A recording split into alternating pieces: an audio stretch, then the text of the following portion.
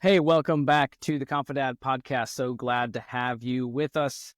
Today, my name is Dan Tinquist, your host. And as we do every day, let's begin with our fatherhood mindset. Say this with me.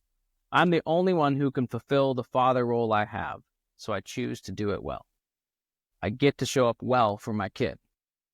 Imperfection is reality. Ownership is a choice. Today is brand new, so is tomorrow. I am wholly loved, so I will love wholly. Yesterday on the podcast, we talked about establishing point A, offered you that worksheet to work through. And as you do that, and as you dig into this journaling and diving deep into like, what's the baggage you're carrying?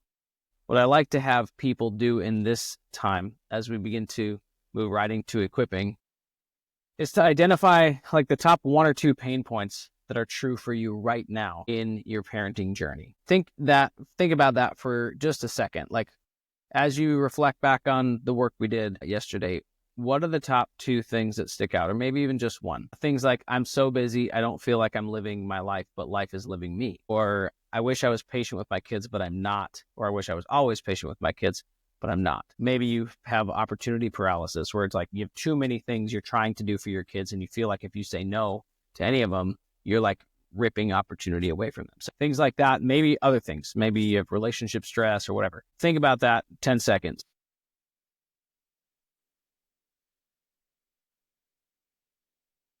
All right. Now, as you think about that pain point, imagine what it would look like to not have that thing be true, like to have solved that pain, to have resolved the issue in the new year. Maybe even by like quarter one of 2025.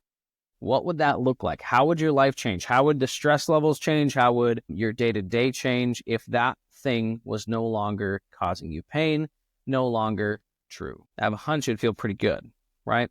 Top pain point, causing a lot of stress, a lot of mind share. If it wasn't true anymore, imagine the relief, the freedom, right?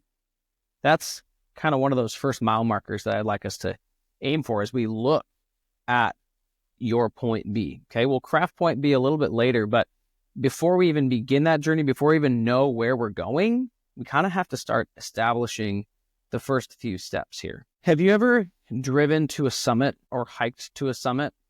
What do you think about that? Like physically hiking to a summit, physically driving to the summit of a mountain. As you reflect back on that memory and the journey up the mountain to the summit, I want you to think, was it always up and to the right? Was it always like, the markets and stocks, we want everything to go up and to the right, human progress, all the things up and to the right, up and to the right. That's what growth looks like.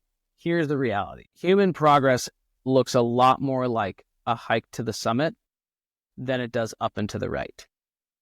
And I hope that this picture, this metaphor gives you some freedom and some grace for yourself to be like, but I already dealt with that. I've already been there.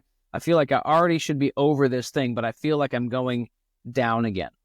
That is the human experience. The human experience may be reaching a summit. I've reached a few summits in my life. It's fantastic. However, in order to reach the summit, you need to go on the shadow side of the mountain. In order to reach the summit, you need to go down to go up. Like you've been there. You've been on the switchbacks. You've gone on the road, and you know that it isn't always only up and to the right. In fact, if it was only up and to the right, it would be boring. The scenery would be terrible, and it'd be really, really, really hard because you're only ever going up. Progress and growth as a human is not just up and to the right. In fact, it looks a little bit more like if you were to take that graph, that up and to the right graph, zoom out and turn it and make it 3D, it would look a lot more like a spiral. A lot more like ups, downs, shadow sides, light sides, all of that would be a part of the journey. Okay, so as we begin this journey, as we start to look at what does it look like to alleviate that big pain point in your life, or those big couple pain points in your life, you got to understand that sometimes in order to reach the summit, there's going to have to be some hard work. There's going to have to be some going to the shadow side of the mountain. But all the way along the journey, there'll be mile markers, right? Just like on a road where you kind of know, or if you've ever hiked before, like the Appalachian Trail, they always have these big stone markers to know you're still on the trail. We give you those. We help you understand that that is there. And part of those mile markers would be these few things, these few practices to practice every day. Okay, there's 3 really important constants that we need as we're going on this journey towards point B.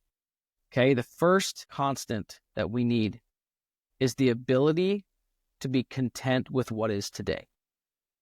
When I work with entrepreneurs, they say contentment is like it's a taboo thing. We don't talk about being content because we always want to be driven. We always want to go, go, go. But here's the reality. If you want to be present with your kids, contentment is the pathway to presence.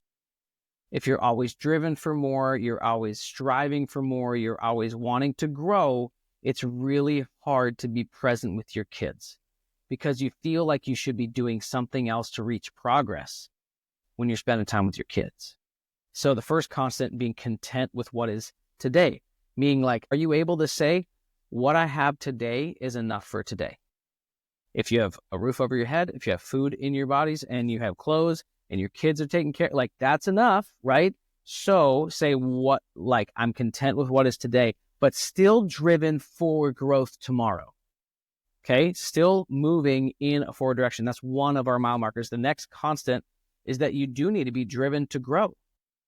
You can't just sit in contentment because that's the other side of it. If we only just ever sit in contentment, we'll never grow. We'll be like, meh, it is what it is. Can't teach an old dog new tricks or a middle-aged dog new tricks. Like we can always be growing if we're driven to grow, driven to reach the next corner. Okay. The last little bit is kindness in failure. You're going to screw up. And if you know that, use it as an opportunity to push forward, but be kind to yourself. If you're always beating yourself up about how you suck and how you can never do anything and you always screw up and even if you try, blah, blah, blah. If you're always beating yourself up, like we know this in business, right? Like if you're always being negative and you're always thinking like you can't get it done, it's going to be a struggle. But if you understand in your parenting that you're going to fail, choose to be kind to yourself and choose to forgive yourself. So, but when you have all 3 of those things together, it's a recipe for progress. It's a recipe for continuation on this journey to the summit. If you don't have contentment every day and you're always driven to grow, you're never going to be present with your kids. But if you have contentment, you're not driven to grow, you're just going to meh, right? But if you don't have kindness for yourself in failure, you're going to get exhausted and burned out because you're always going to focus on your mistakes instead of saying, yep, I made a mistake, choosing not to focus on it. I'm choosing to learn from it and grow from it, but not let it define me and define yourself as a parent. Okay. Myself, am I a perfect dad? No. Am I driven to grow? Yes. Am I content with what I have today? Yes. Am I kind to myself in failure? Working on that. But I try really hard to do that so that I can show up well for my kids, because when those 3 things are constant, those 3 things are actually there in my life, I can show up better in those moments, those 5-minute windows 3 times a day, in a way that my kids have me. I'm available to them, not just physically, but mentally, spiritually, emotionally, and relationally. Okay. So those few things need to stay constant as we grow. So as we think about this idea of moving from point A to point B, I hope that you will take these 3 constants: contentment for what's today, driven for growth tomorrow, and kindness and failure. Pack them in your backpack as we go on this journey. Because those 3 constants, if you have them and you use them, the path towards the summit becomes a lot clearer, and you're able to measure that progress as these mile markers. You can ask yourself that question even like the end of the day, right? To say, am I content today? Am I driven to grow tomorrow? And can I be kind to myself in this failure? All right. Wonderful. Moving into our empowering moment today. The last thing I want to empower you with is actually a practice, but it will empower you because it will bring awareness. Many of us probably claim to be self-aware, but are you actually aware of where you're struggling in your parenting? Are you actually aware of where you're winning? Those are 2 very important things that you need to be able to say and articulate every single day with every single one of your kids. And we only reflect on it. We only go there so that we can become aware. we can start to measure patterns. We can start to understand, where am I struggling and where am I succeeding, right? It helps to bring you into interdependence, because you go, I'm really struggling right here, but man, I'm winning over here. Okay. So every day, end of the day, 5 minutes before you go to sleep, grab a journal, a pen, and write physically with something on something physical. Okay. No typing, no thumbs or fingers.